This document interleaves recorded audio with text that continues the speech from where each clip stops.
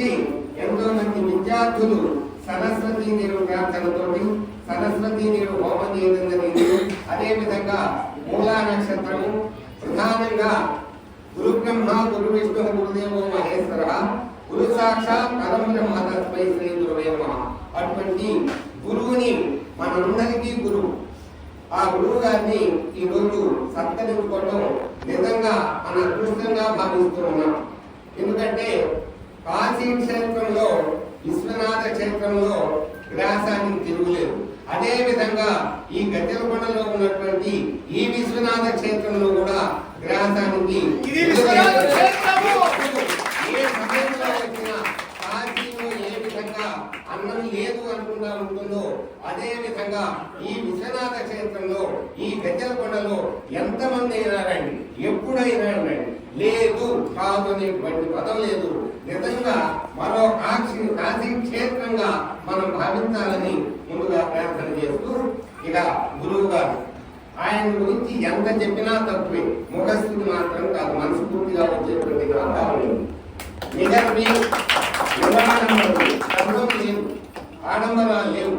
వేద విద్యావానిధి, వానిధి అంటే సముద్రం, వేద విద్యావానిధి అంటే వేద విద్యలో గొప్ప మహాసముద్రం లాంటి వారు, విద్యా ప్రదాత. ఎంతో మందికి విద్యను ప్రదానం చేశాడు. ఇంతమంది శిష్యులు తయారయ్యారంటే, ఇంతమందికి జీవనోపాధి కల్పించారు అంటే ఇటు పక్క వచ్చేదండి. మరి వారి గురించి ఏమని చెప్పాలి? నిజంగా మాత్రం 100కు 100 పాడి మనస్ఫూర్తిగా చెప్తున్నానండి. ఆయన మాత్రం ప్రశంసించడం కాదు, ఉన్న వాస్తవాన్ని 10 మందికి తెలియజేస్తున్నాను. సుసర్ల కుటుంబ శాస్త్రి గారికి నమస్కారం. స్వస్తి నిరంతర విశ్వ సువిశాల మహోత్తత శిష్య వత్సల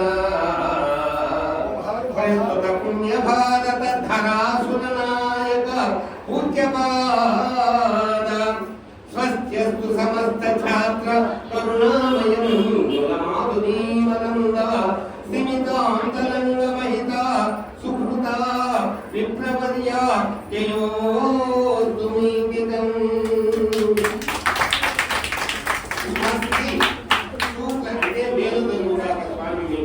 నిరంతర విశ్వ సువిశాల మహోత్తత ఎన్నో ప్రదేశాలు తిరిగారండి. అందువల్ల ఈ సమాజం ఏమవుతుంది? శిష్య వత్సల, శిష్యుల మీద ఎంత వాత్సల్యం ఉన్నదో, తన బిడ్డల మీద ఉన్నదో లేదో నాకైతే తెలియదు, కానీ ఇక్కడ ఉన్నటువంటిది మాత్రం 100కి 100 పిల్లలే చెప్తున్నారు.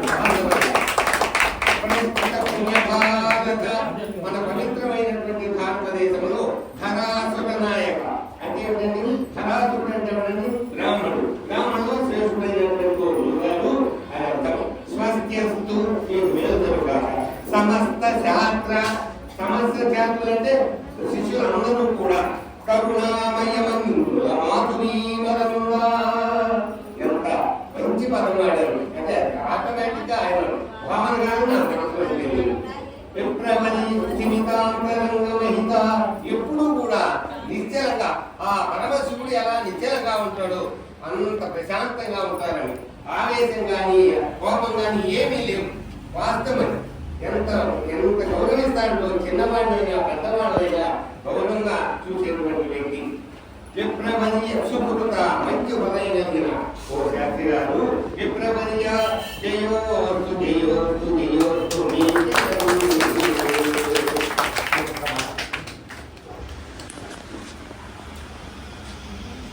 నాకు ఆనందం. అంటే ఇంతమందిలో నేను వాటి గురించి రాశాను అంటే అది నా గొప్పతనంగా చాలా సంతోషం. అన్నదానంబు గొప్పదన వచ్చునేమోగా అని అన్నంబు జాములో అన్ని దానాల్లో అన్నదానం గొప్ప అంటారు. బ్రహ్మాండంగా ఉంటుంది.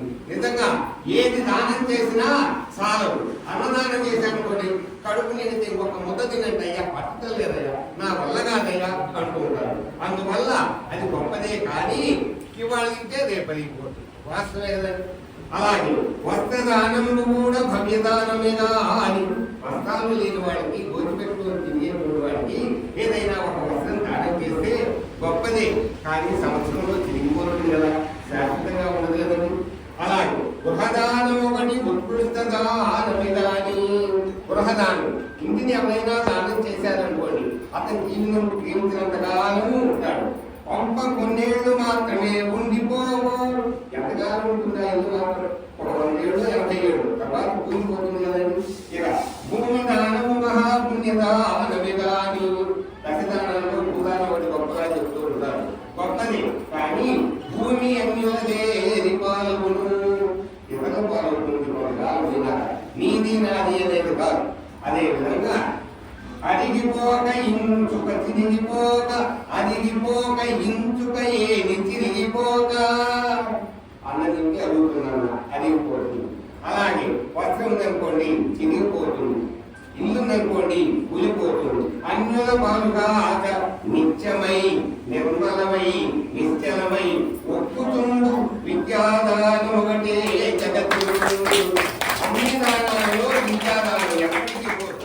అందుకే అర్థకు కాదు గోచరము అహర్నిశము సుఖపుష్టి చేయు సత్కీర్తి ఘటించు విద్యము దివ్యధనము అఖిలార్థి కోటికి ఇచ్చిన తెలుగును పోదు యుగాంతకునైన వేళ తద్ధనాదిగుల పడుతున్న గర్భము మాడు తప్పదు. దొంగ దోచుకోలేదు. అర్థకు కాదు గోచరం. ఎంత గజదొంగైనా విద్యనే దోచుకుంటారు. ఆ విద్యాదానం చేస్తూ ఉంటే అది అభివృద్ధి చెందుతుందే కానీ తరిగిపోదు. నువ్వు ఏది ఇచ్చినా తరిగిపోతుంది. కాబట్టి ఆ విద్యాధనం ఉన్న వాళ్ళ పట్ల ఎంత గొప్పవాళ్ళైనా దొంగి ఉండవలసిందేదో అనుకుంటూ జగన్మాత పితరులైనటువంటి ఆ పార్వతీ పరమేశ్వరుడు గారు చిరాయిదాలను తీసుకుని ఆ ప్రసాదించాలని ప్రార్థిస్తూ వారికి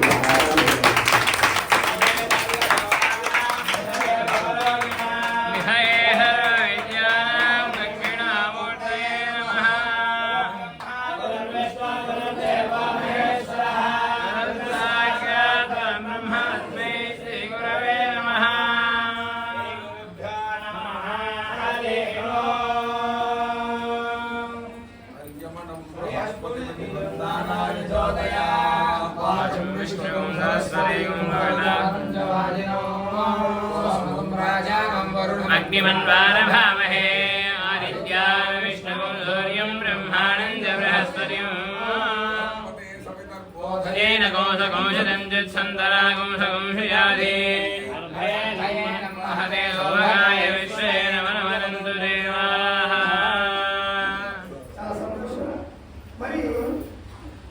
ఈయన కాలంలో ఒకసారి మా కుమారుడు చూశాడు. ఆయన చేతిలో కడియం ఉన్నాడు. ఒకసారి చూపించారు. ఇదేంటమ్మా? బంగారం కడియం. కాశీలో కూర్చొని ఎవరో ఏదో చెప్తారని ఆ చేతికి ఇచ్చేసాడు.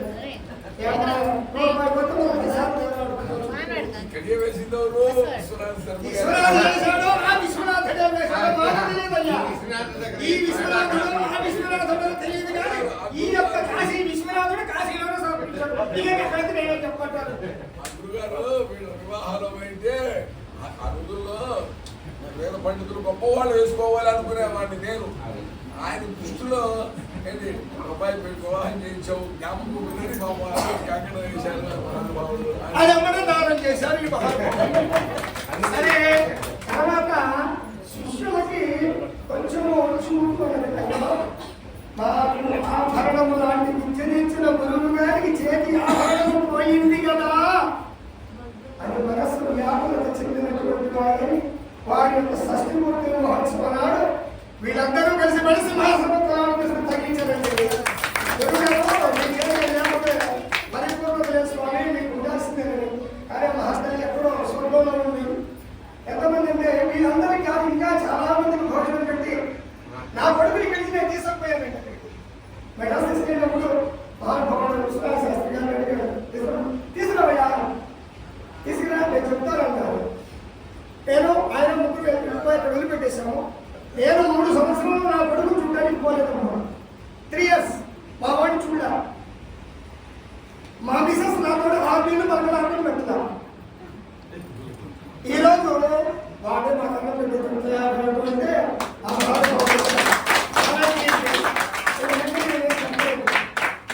సరే ఇప్పటి వరకు మరి మహానుభావుడు ఇక్కడ దాకా వచ్చాడు అంటే ఏదో ఒక ప్రయాణం ఉంటుంది.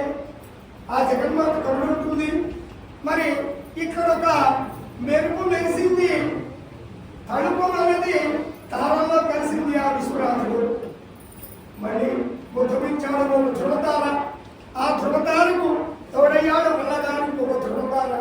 మరి వారిని గురించి నాకు పెద్దగా చదువులేదు, ఏదో మాటల్లో రాద్దాము అనేటువంటి ఒక భావంతో వారి మీద రాశారమ్మా. దయంటి తప్పులుంటే పెద్దవాళ్ళు మరించవలసిగా కోరుతున్నారు. జగన్మాత ఏదంటే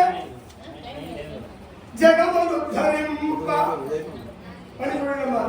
జగన్మాత ఏదంటే జగములు ధరింపయా ఘనత కోర వెంకటేశ్వరుని కరుణతో విశ్వనాథుడు చేరను అనంత మహాంత కరుణతో చంద్రశేఖరుడు ఉద్భవించే మంత్ర శాస్త్రవాస్తు తెలుప ప్రశ్నలు వారి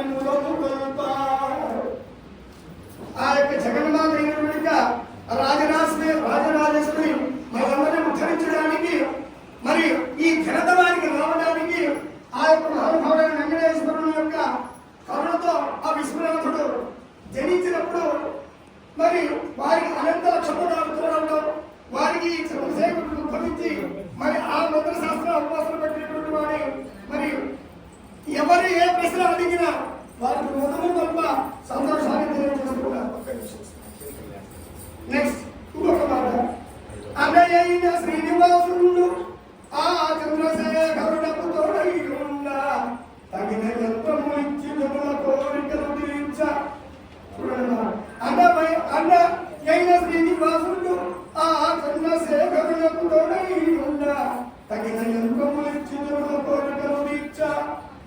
ఆటగారు వాళ్ళ యొక్క తమ్ముడు చెప్పిన ప్రశ్నలకు అన్నిటికీ కూడా సమాధానాలు చెప్తూ మరి ఆ దానికి సంబంధించిన యంత్రాలను కూడా ఇచ్చినటువంటి యొక్క ఘనత ఆ యొక్క మరి శ్రీనివాసుడు దొరుకుతుంది. మరి వారి అడ్డదమ్ముల శక్తితో కూడా వారి తోడైన తోడి కొడలు లావణ్యం అందరూ కూడా మరి ప్రధానంగా మర్యాదలు సభ్యులు మరి యొక్క పూర్వ వైభవాన్ని మళ్ళీ సంతరించారు. ఈ యొక్క ఆలయంలోని దేవతలు కూడా చెప్పుకుంటున్నారు. అందుకని మన ఒక్క నిమిషం ఒకసారి మీకు తీసుకుని ఇప్పుడు మన శ్రీనివాస శర్మ గారికి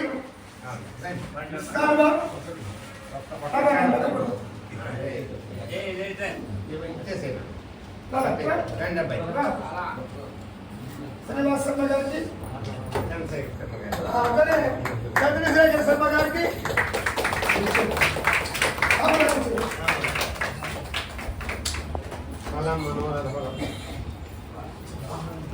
మరి అదే విధంగా ఇక వచ్చినటువంటి యొక్క వాళ్ళ యొక్క అల్లుడి గారికి మరి పూజ ఉంది కాబట్టి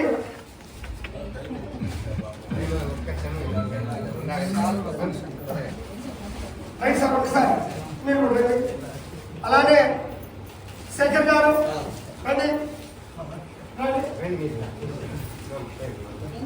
రండి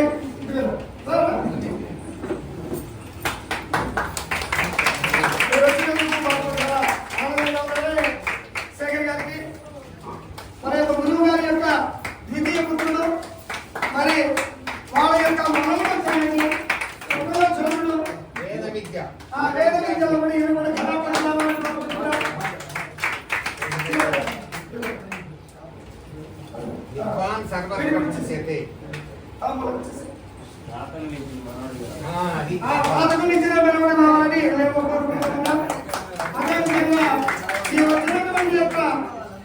గ్రామంలో అందరినీ కూడా మరి సంతరించుకుంటాం. అలాగే మరి వీరి మీద ఇంకా ఆశాభావంతో ఎంతో ఉత్సాహంగా రాసిన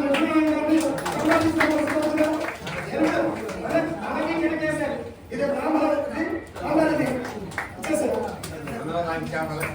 అలాగే మా సోదరుడు ఉదయ్ కుమార్ శర్మ గారు కూడా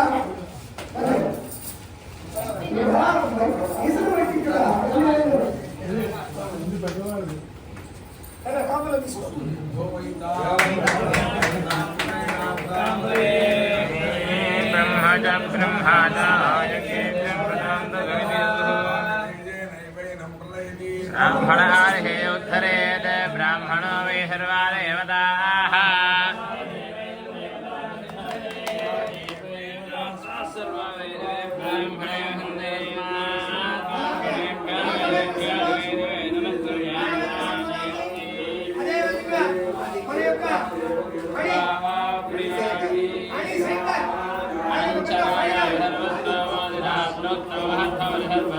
శ్రీహర్వ శ్రీ